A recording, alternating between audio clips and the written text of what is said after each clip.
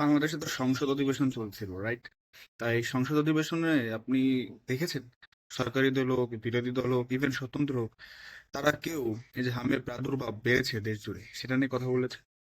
Even তেলের যে সংকট, জ্বালানি তেলের যে বিশ্বব্যাপী সংকট, এই সংকটের প্রভাব তো বাংলাদেশেও পড়েছে, বেশ ভালোভাবেই পড়েছে। যতই সরকার বলুক যে আমাদের পর্যাপ্ত পরিমাণে মজুদ আছে, বাট পেট্রো আপনার ওই জ্বালানি পাম্পের বাইরে যে লাইন, দীর্ঘ লাইন, সেটা বুঝিয়ে দিচ্ছে আমাদের যে আসলে কে সত্যি কথা বলছে। এই তেলের সংকট নিয়েও কি সংসদে কোনো কথা হয়েছে? আপনারা শুনেছেন? আমি কিন্তু শুনিনি, বা এরকম কোনো খবর আমি পাইনি। যদি হয়ে থাকে তাহলে তো ভালো, বাট পাননি আপনারা কেউ, ঠিক আছে? কারণটা কি? দেখুন, সংসদে এবারের যে অধিবেশন, নির্বাচনের পর তো এটাই প্রথম অধিবেশন। এখানে শুধু জুলাই সনদ, ৭২-এর সংবিধান, মানে এসব নিয়ে সরকারি দল, বিরোধী দলের স্বতন্ত্ররা পড়ে আছে। দেশে আর কোথাও কি হচ্ছে, মানুষ খেতে পারছে কিনা, বা জিনিসপত্রের দাম কেমন, এই নিয়ে কোনো কথাই নেই। ইনুদের আমলের অধ্যাদেশগুলো আইনে পরিণত হবে কিনা এই নিয়ে কথা, আর যেগুলো আইনে পরিণত হচ্ছে না, কেন পরিণত হচ্ছে না, সবগুলো অধ্যাদেশ আইনে পরিণত করতে হবে। এটা হচ্ছে এনসিপি জামাতের আবদার। আবদার এই সেন্সে, কারণ এখন বিএনপি ক্ষমতায়, তাই তারা তো তাদের স্বার্থ মতোই আপনার অধ্যাদেশগুলো আইনে পরিণত করবে।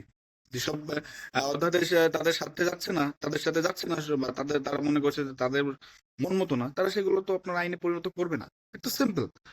এটা তো জামাত এনসিপি ক্ষমতা না, ঠিক আছে? তো যাই হোক, তাদের অভ্যাস হয়ে গেছে, ইউনিটের সময় যেমন যা আবদার করতো তা পেতো, সেটা আপনার পেতে পেতে অভ্যাস হয়ে গেছে। এখন আমাদের দেশের এই যারা মন্ত্রী এমপিরা, তারা সংসদে এটা নিয়ে আলোচনা কেন করলো না? হামের প্রাদুর্ভাব, হামের টিকার যে সংকট, হামের টিকা দেওয়া হয়নি, যে সরকারই এই ভুলটা করেছে, এটা তো ম্যাসিভ ভুল।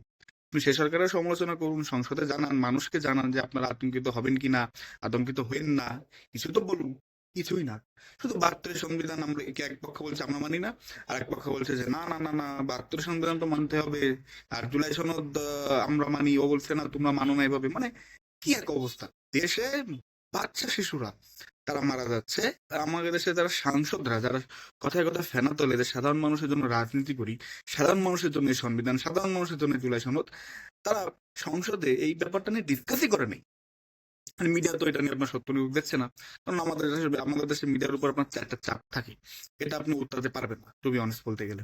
আর আমি সবচেয়ে আশাহত হয়েছে আপনার জামাত আর এনসিপির উপর, বিশেষ করে এনসিপির উপর। এনসিপির হাসনাত আব্দুল্লাহ, নাহিদ ইসলাম, সার্জিস আলম, এরা বলেন, নাসিরুদ্দিন পাটোয়ারি, এরা বলে না, ইভেন বিশেষ করে আপনার হাসনাত আব্দুল্লাহ তো সংসদে আছে, তিনি এত সাচ্চা কথা বলেন, সত্যি কথা বলেন, জনগণের পক্ষে কথা বলেন, তিনি কেন এই প্রস্তাবটি আনেন না? এখন অনেকে বলবেন যে ভাই এগুলো হুট করে আনা যায় না, বা অনেক আইনের মার প্যাচ আছে, ঠিক আছে, বাট তিনি কোনো না কোনো সময় তো বক্তব্যের সময় বলতে পারতেন যে হামের টিকার ব্যাপারে সরকারের এখন কি অবস্থান, তেলের ব্যাপারে আপনি মানুষকে জানেন, তেলের ব্যাপারে হয়তো বা শেষের দিকে বলেছে আমি শুনেছি, বাট অত বিস্তারিত না। তো যাই হোক, খুবই আশাহত হতে হয় যে আমরা কথায় কথায় বলি যে জনগণ হচ্ছে সকল ক্ষমতার উৎস। এই কথাটা যে খাঁটি মিথ্যা কথা, বা এই কথাটা যে জাস্ট আমাদের দেশের রাজনৈতিক দলগুলো জাস্ট বলার জন্য বলে, বা মন থেকে বিশ্বাস করে না, এটা কিন্তু আর বোঝার বাকি নেই মানুষের। আপনি একটু মাথা খাটালেই বুঝতে পারবেন যে এটা জাস্ট এটা জাস্ট বলার জন্য বলা, জনগণকে খুশি করার জন্য বলা। জনগণের যদি এটা দেশের সকল ক্ষমতার উৎস হয়, তাহলে সেই দেশের জনগণের এই তো বাচ্চারা মারা যাচ্ছে আমের প্রাদুর্ভাবে, এটা নিয়ে কেন সংসদে আলোচনা হবে না রে ভাই? আপনি জুলাই সনদ, ৭২-এর সংবিধান, এসব নিয়ে ডিসকাস করেন, ঘন্টার পর ঘন্টা আলোচনা করেন, টাকা পয়সা, সরকারি টাকা পয়সা নষ্ট করেন কেন? এটা আমাদের ট্যাক্সের টাকা, এটা সরকারের পক্ষ থেকে যাচ্ছে, করেন রে ভাই। তারপর আপনার ইমার্জেন্সিতে বিষয়গুলো বা ম্যাটার গুলো, সেগুলো নিয়ে ডিসকাস করেন। জনগণ একটু বুঝুক যে না, আমাদের দেশের সাংসদরা, আমাদের দেশের জনপ্রতিনিধিরা আমাদের এই যে এখন যে ক্রাইসিস চলতেছে, সেটা নিয়ে কথা বলছে, তারা এটা নিয়ে প্রতিকার করতে চাচ্ছে। বাট জনগণের মধ্যে একটা কি মেসেজ গেল যে না, সংসদে তো এটা নিয়ে আলোচনা হচ্ছে না। অনেকেই যারা আপনার রাজনীতি নিয়ে আপনার কোনো ইন্টারেস্ট না এই দেশে লাকিলি, তারা অনেকেই বলছে যে না, সংসদে সবকিছু নিয়ে আলোচনা হচ্ছে, বাট এটা নিয়ে কেন আলোচনা হচ্ছে না? মানুষ কিন্তু সিক হয়ে গিয়েছে। এট দ্য সেম টাইম তেলের যে জ্বালানি সংকট, এটার কথা বলেন, আপনি সত্যি চিত্রটা তুলে ধরেন, এটা তো মিথ্যা কিছু নেই রে ভাই। আপনার এটা তো ইরানের সাথে আমেরিকা ইসরায়েলের যে যুদ্ধ হচ্ছে, সেটার পরিস্থিতির শিকার আমরা। সো এটা তো আপনারা তো দায়ী না। তো আমরা জনগণকে কিন্তু সত্যিটা বলি না, কেন বলি না জানি না, বাট এটা নিয়ে কিন্তু আরো রহস্য টানা মানে। এছাড়া আপনার যারা সিন্ডিকেট ব্যবসায়ীরা, তারা আরো বেশি প্রভাব খাটাতে পারে, কারণ তারা জনগণকে যা ইচ্ছে তাই বলে। সরকার তো স্পষ্টভাবে কিছু বলছে না, আইন নিয়ে আলোচনা হচ্ছে না। তো যাই হোক, এটার বিপরীতে হচ্ছে, মানুষ কিন্তু এখন সচেতন, বুঝছেন? মানুষ কিন্তু ব্যাপক সচেতন এখন। নেটের দুনিয়া তো, আপনার এখন মানুষ নেটে অনেক কিছু জ্ঞান অর্জন করতেছে, নিজে নিজে জ্ঞান অর্জন করতেছে। তো আপনি মানুষকে সহজে বোকা বানাতে পারবেন না। খুবই কম পার্সেন্টেজ মানুষ মানুষ বাংলাদেশে এখনো এক্সিস্ট করে, তাদের আপনি স্টিল বোকা বানাতে পারেন। বাট এখন কিন্তু মানুষ একটু একটু জানছে, শিক্ষার আলো কিন্তু আপনার প্রজ্বলিত হচ্ছে।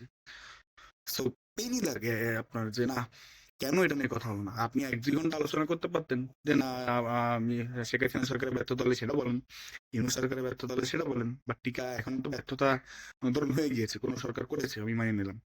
বাট এই ব্যর্থ এখন তো এই শিশুদের প্রাণ তো আর আমরা বাঁচাতে পারি না আল্লাহ ছাড়া। তা আল্লাহর রহমত ছাড়া তো সম্ভব না। বাট চেষ্টা তো করতে হবে ভাই। টিকা ম্যানেজ করেন। টিকা ম্যানেজমেন্টটা ভালোভাবে করেন। সো এগুলো করেন, পদক্ষেপ নিন। এগুলো নিয়ে আলোচনা করেন। জাস্ট একদিন আলোচনা করলেও তো আপনারা পারতেন। তো খুবই মর্মাহত হয়েছি আমি। আশা করি আপনারাও হয়তো অনেকে মর্মাহত হয়েছেন, এট দ্য সেম টাইম অবাকও হয়েছে।